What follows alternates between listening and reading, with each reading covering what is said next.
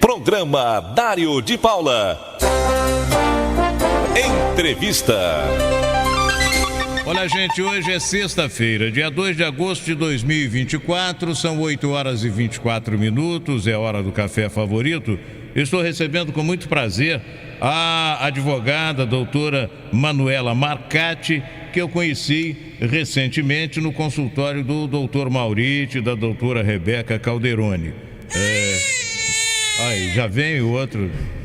Doutor Maurício e a doutora Rebeca hoje são convidados especiais para assistir à entrevista da doutora Manuela Marcati, que é advogada especialista em direito médico, é formada pela Faculdade de Coimbra, professora de direito médico na Faculdade de Medicina da UERJ e também no curso de Medicina da Universidade de Vassouras. Eu conheci a doutora Manuela Marcati, que é prima do doutor Maurício Calderoni, e ela comentou essa atividade que, sinceramente, era para mim uma atividade desconhecida.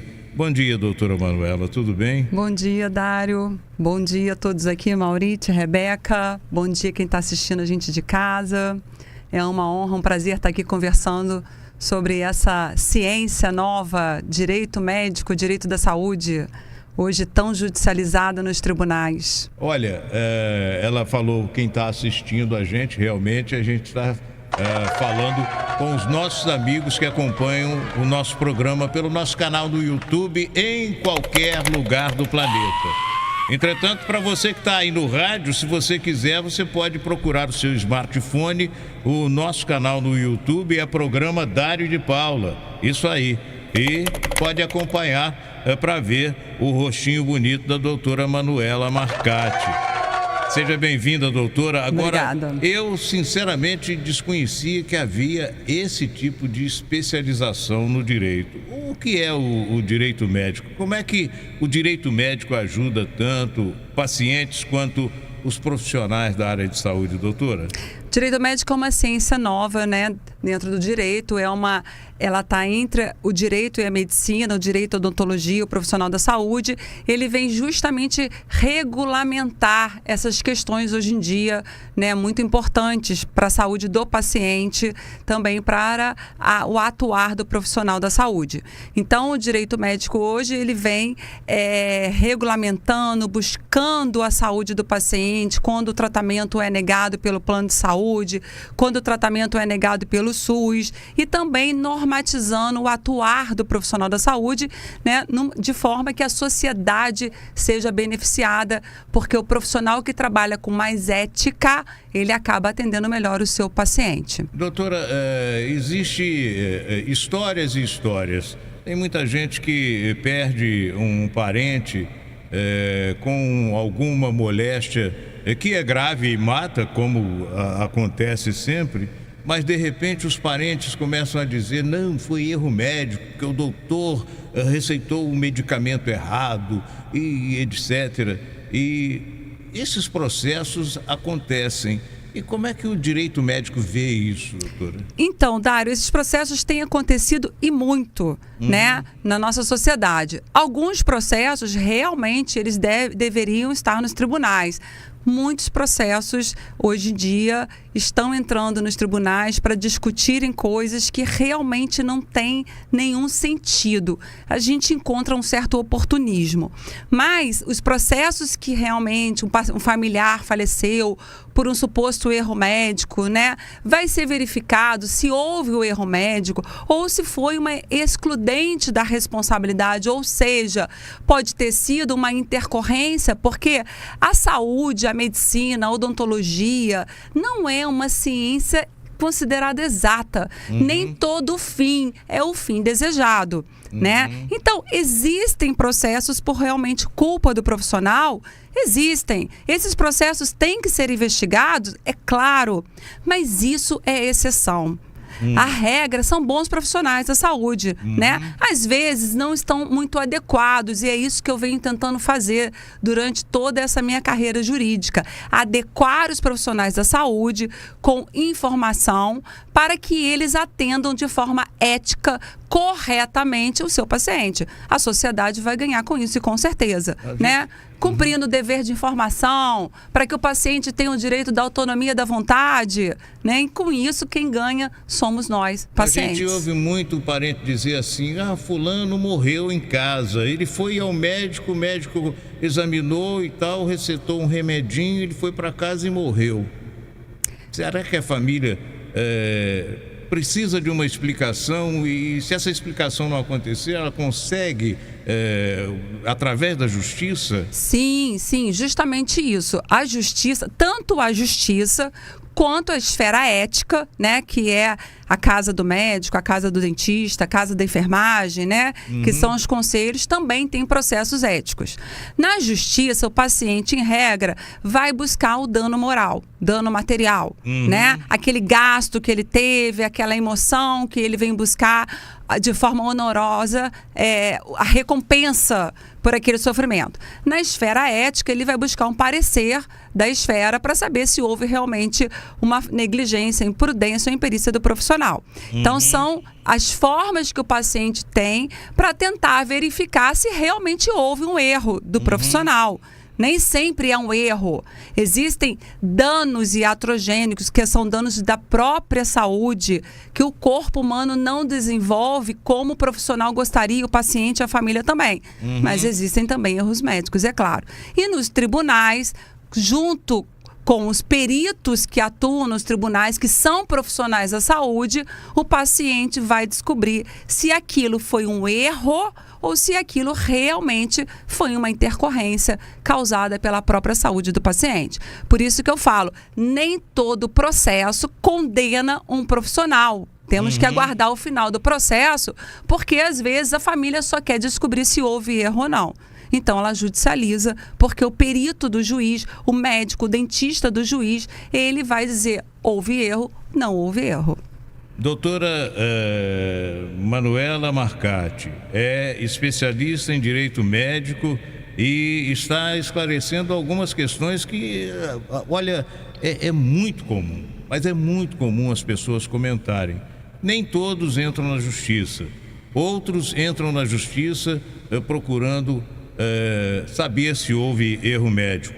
Outros entram na justiça para receber uma indenização por dano moral, né? Por dano moral.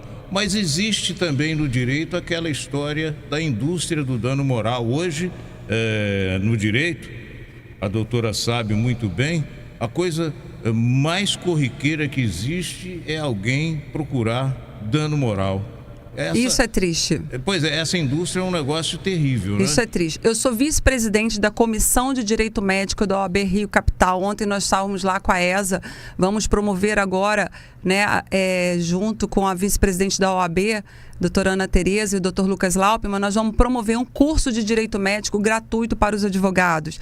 Porque o que é nessa gestão nossa lá, o nosso maior interesse é que os advogados e a sociedade entendam a seriedade de um processo em direito da saúde e direito médico. Estamos lidando com a saúde, o maior bem tutelado na Constituição Federal é a vida. Então, esses processos não podem ser processos, né, que venham buscar um enriquecimento ilícito. Tem que ser processos que realmente busquem um tratamento, busquem uma resolução, né? Um tratamento que não está sendo fornecido por um plano de saúde, o paciente tem direito. Nem tudo que está no rol da ANS o paciente recebe como negativa. Procura um juiz, procura um fórum, busque se você tem direito realmente àquele tratamento, né? Mas são processos que realmente têm que estar na justiça. Processos oportunistas, eles só vêm abarrotar o judiciário, que perdem muito tempo com esses processos que não têm sentido para a nossa sociedade. Então, eu deixo aqui um apelo, você que está vivendo um problema na saúde, busque o judiciário. Mas você que está buscando um dano moral, pensa que você vai estar paralisando o processo de alguém da saúde que realmente precisa de um tratamento ou que realmente teve o seu tratamento realizado de forma errada pelo profissional da saúde. Então eu vou deixar esse apelo aqui, Dário. Sim. Vamos levar com mais seriedade os processos em direito médico e direito da saúde. A propósito, doutora Manuela, os processos mais comuns são esses de dano moral? Processo mais comum do direito médico é o dano moral. Sabe por quê? Porque o profissional da saúde passou a responder pelo Código de Defesa do Consumidor. O profissional da saúde, médico, dentista, enfermeiro, todo profissional liberal. O Código de Defesa do Consumidor agora também é utilizado nos processos contra o profissional da saúde. Isso aí. Então, aí a coisa mais corriqueira é dano moral, né? Porque o Código de Defesa do Consumidor foi criado para beneficiar o consumidor. É uma lei que foi criada, então não tem paridade, né? Então o consumidor, que é o paciente, tem muitos benefícios para entrar na justiça. E nessa justiça, que é o Código de Defesa do Consumidor, o médico, o dentista, eles são vistos como fornecedores de serviços. Então a lei que vale para qualquer serviço prestado perante, né, sob a égide do Código de Defesa do Consumidor, é a lei também que vale para a relação médico-paciente, dentista-paciente. Olha, gente, são 8h35, hora do café favorito. Hoje é sexta-feira, dia 2 de agosto de 2024, e nós estamos conversando com a advogada, doutora Manuela Marcati, especialista em direito médico. Ela tem formação pela Faculdade de Coimbra, é professora de Direito Médico na Faculdade de Medicina da UERJ e também do curso de Medicina da Universidade de Vassouras e está prestando esclarecimentos sobre direito médico. O trabalho do advogado no direito médico, ele não só cuida da defesa do profissional da área médica, como também cuida da defesa do paciente? Sim, com certeza. Né? Quando o paciente tem um problema sério, pode acontecer, né? Ele vai buscar a justiça para verificar se houve o erro médico. Mas o profissional da saúde também vem sido judicializado, a sociedade vem entrando com alguns processos contra o profissional da saúde, processos que não houve erro médico, mas são os processos considerados oportunistas. Então, o direito médico ele vem fazer a defesa do profissional da saúde e advogados que vêm atuar pelo paciente. Já o direito da saúde, ele vem amparar a sociedade buscando os tratamentos e medicações que foram negados pelo SUS ou pelos planos de saúde. Tem isso também. Quando uma pessoa tem direito a receber determinados tipos de medicamento do SUS que o SUS não está fornecendo, pode procurar um procurador, um defensor público, etc., e ele vai usar, então, o direito médico para beneficiar esse paciente. Sim, com certeza, né? No Brasil, nós não temos legislações específicas para o direito da saúde, mas nós temos um conjunto de leis que amparam a saúde do cidadão. Né? Por exemplo, o direito oncológico, o paciente oncológico que tem direitos, né? Nós temos agora a lei da esterilização, né? Então são direitos que beneficiam os pacientes e que muitas das vezes os pacientes precisam procurar uma defensoria pública ou um advogado, um colega, para terem os seus direitos garantidos. Bom, a doutora falou sobre usou o termo aí, consentimento informado. Pode contar para a gente o que é necessário para essa história de consentimento informado? Claro. Como é que é isso aí, em termos bem simples para o meu ouvinte entender? Vou ser bem simples. Garrafa de água. Você já comprou uma garrafa de água? Sim, sempre. Você sabe, na garrafa de água tem trigo? Não. Não. Nós sabemos que a água é H2O. Alguns sais minerais que vêm da fonte, certo? Isso. Mas na garrafa de água vem escrito, não contém glúten. Por quê? O Código de Defesa do Consumidor traz essa obrigação, dever de informação. Todo mundo tem que saber se ali contém ou não contém glúten, porque tem os pacientes celíacos, certo? O profissional da saúde responde pelo Código de Defesa do Consumidor, princípio da transparência. Então, todo tratamento que você vai realizar, é necessário que você entenda do tratamento, aceite o tratamento para você ter uma autonomia de vontade. Eu quero tratar ou eu não quero tratar. Tem paciente, pode acreditar, que prefere morrer de um câncer do que passar por uma radioterapia, uma quimioterapia. É direito do paciente, mas para isso ele tem que ser informado. Aí tem que assinar um documento. E, então, como é o profissional da saúde que faz a prova que cumpriu esse dever de informação, esse termo de consentimento tem que ser assinado pelo paciente. E não pode ser um termo de consentimento genérico, que fale de tudo. Tem que ser um termo de consentimento específico. Dário, olha, você vai operar isso, tem uma cicatrização, essa cicatrização pode ficar uma queloide, né? São questões técnicas, mas que o paciente tem que entender e aceitar. E cabe ao profissional da saúde, inclusive, prestar essa informação ao paciente. Você vai precisar ser submetido a esse tipo de tratamento. E o paciente tem que assinar um documento consentindo. Com certeza. Tem uns casos também que o parente tem que autorizar alguma coisa. São pacientes que não têm capacidade civil para a vida. Idoso, por exemplo, que perdeu a capacidade civil, ele tem que ter um curador. O curador vai responder por ele. Menores, os pais respondem por eles. Então, essas pessoas têm que assinar por essa pessoa que perdeu ou não tem ainda a capacidade civil para suas decisões. Tem mais histórias e muitas histórias. Agora,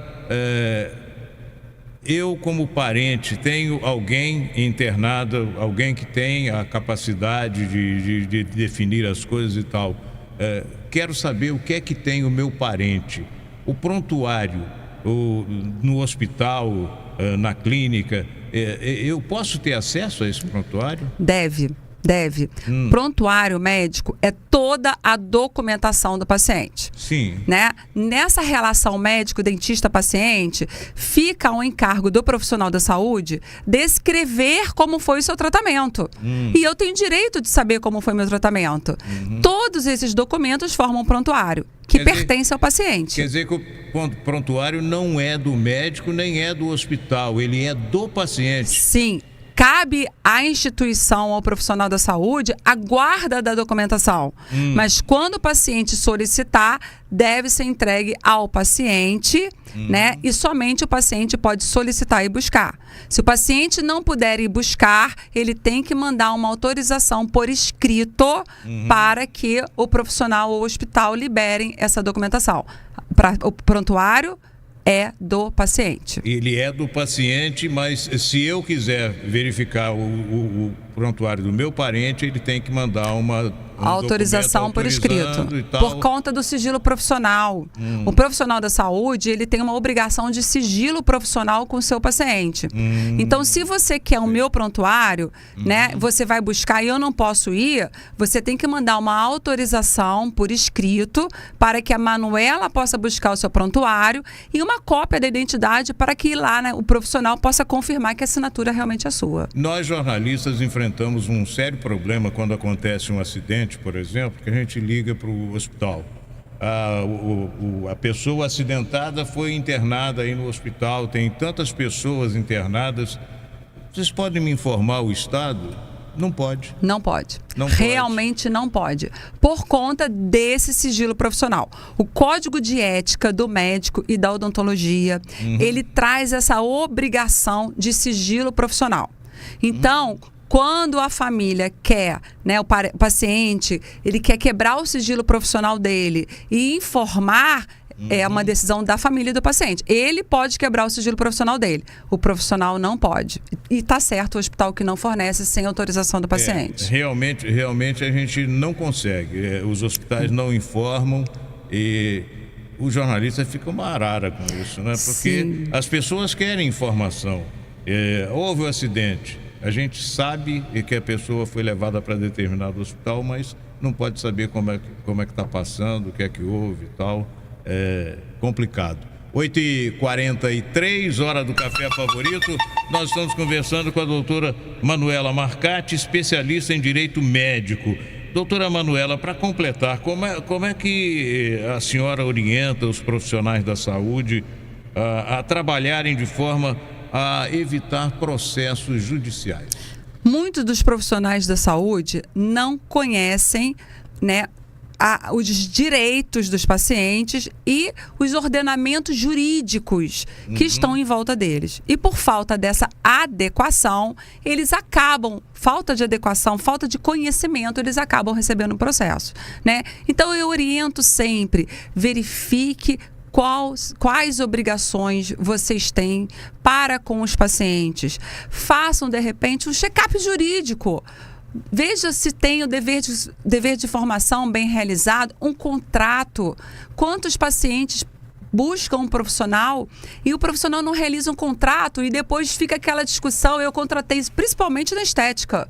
Porque muitas das vezes você vai contratar um procedimento estético e no final, o que você contratou? Contrato, documentação, né? Informação.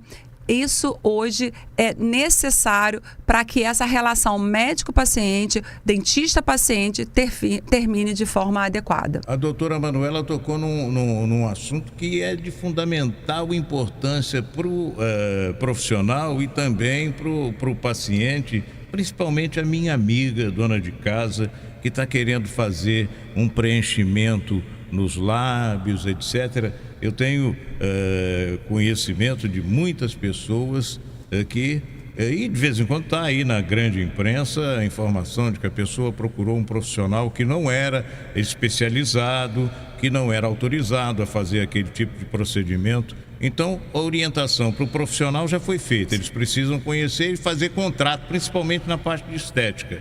Agora, como é que o paciente fica sabendo que aquela pessoa que está se propondo a fazer o procedimento não é qualificada? Pois é, isso é muito importante, né? Porque o paciente fica totalmente vulnerável.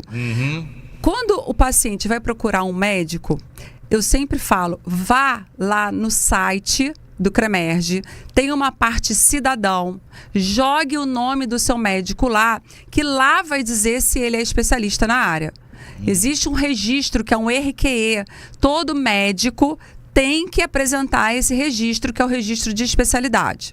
Na odontologia é igual. É a mesma coisa. É a mesma coisa. Então, os profissionais especializados, procura o profissional especializado. Se você vai tratar uma determinada doença, vai fazer um determinado tratamento estético, veja se aquele profissional realmente é qualificado.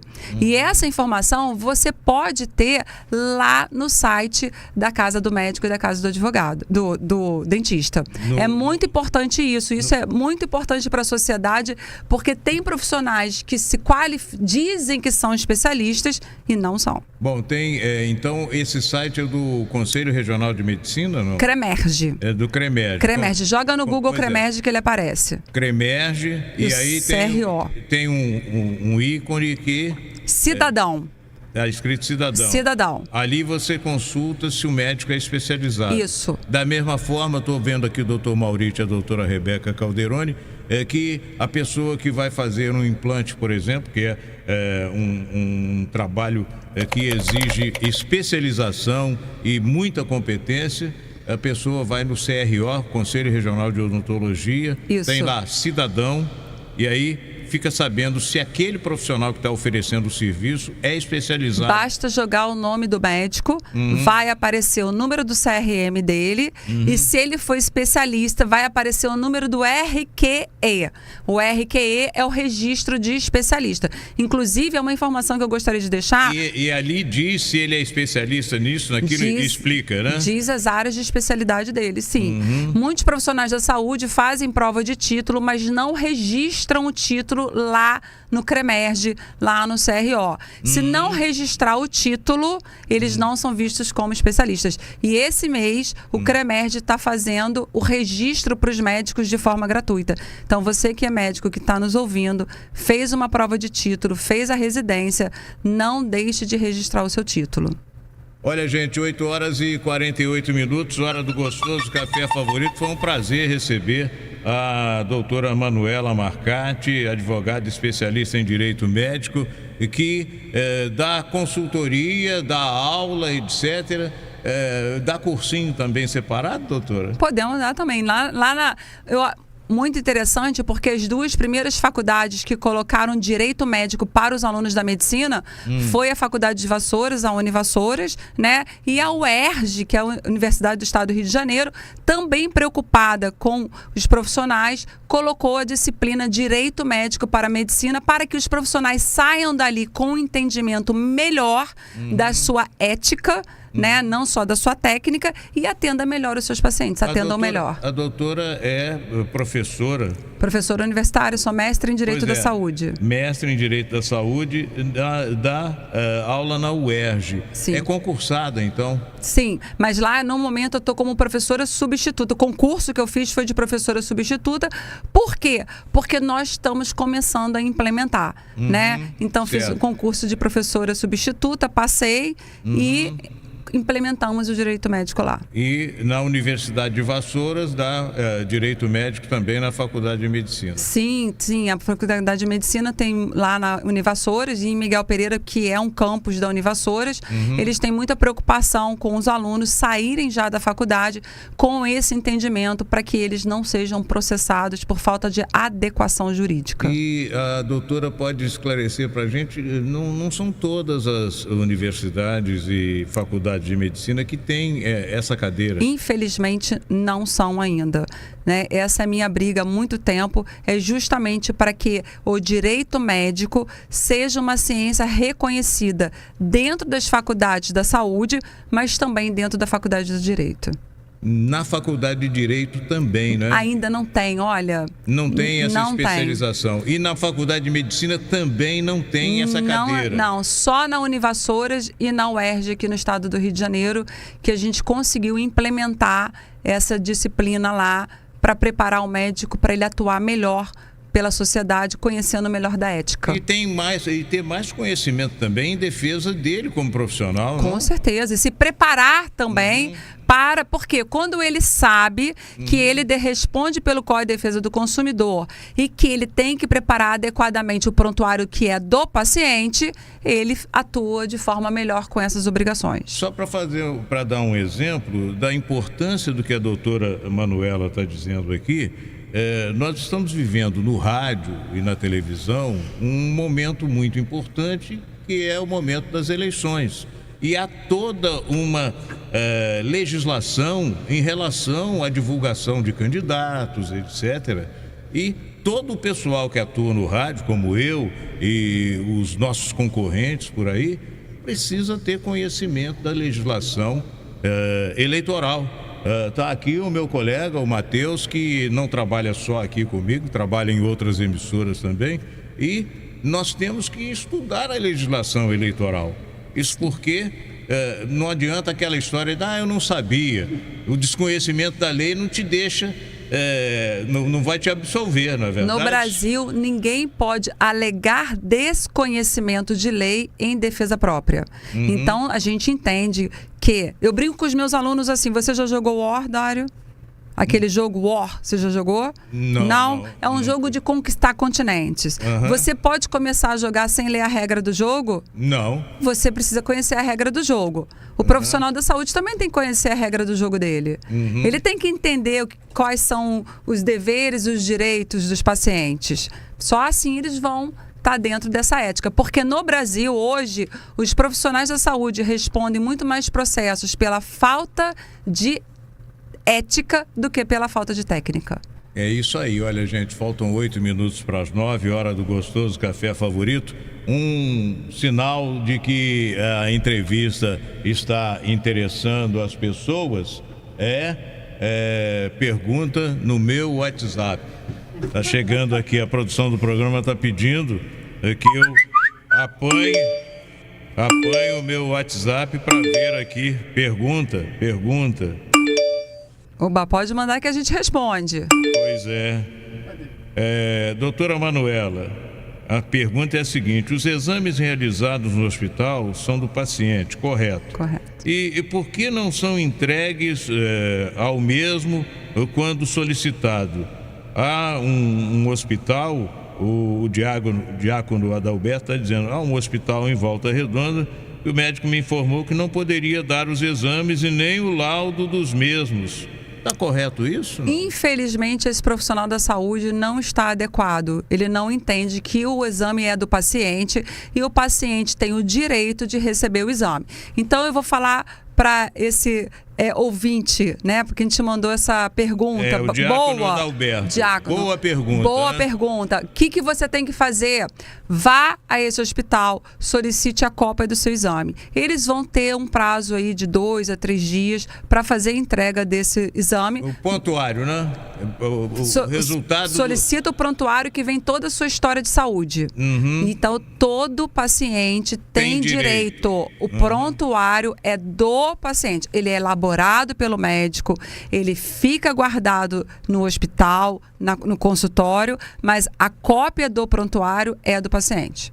Bom, a doutora já havia falado sobre isso, né? O prontuário pertence ao paciente, mas ele é armazenado na unidade médica. Fica armazenado, ou seja, o paciente tem que solicitar.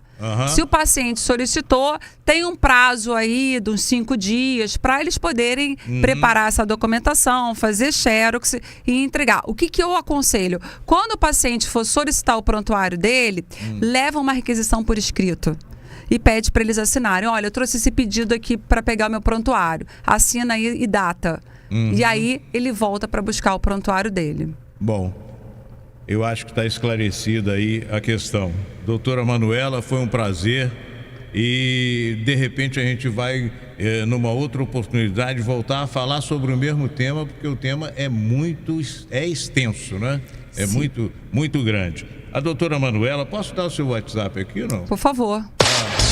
A doutora Manuela tem o WhatsApp e tem o Instagram. Instagram é @manuela.marcate. O Marcate é com 2 T's.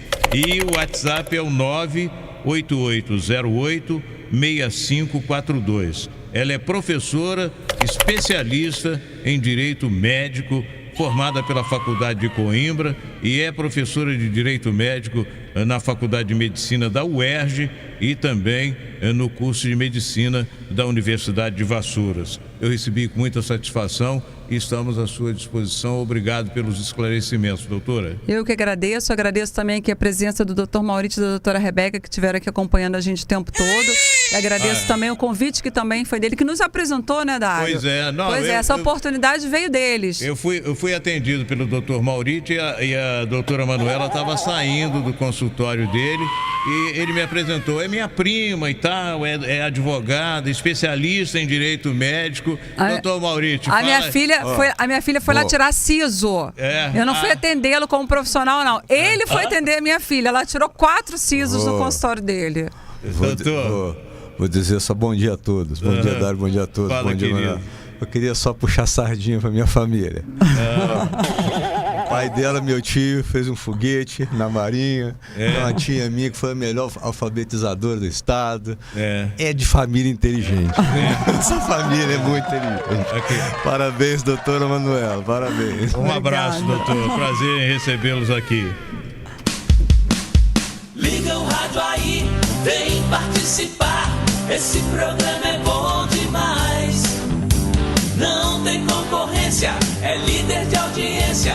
Essa galera sabe o que faz. É só ficar ligado, ficar bem informado.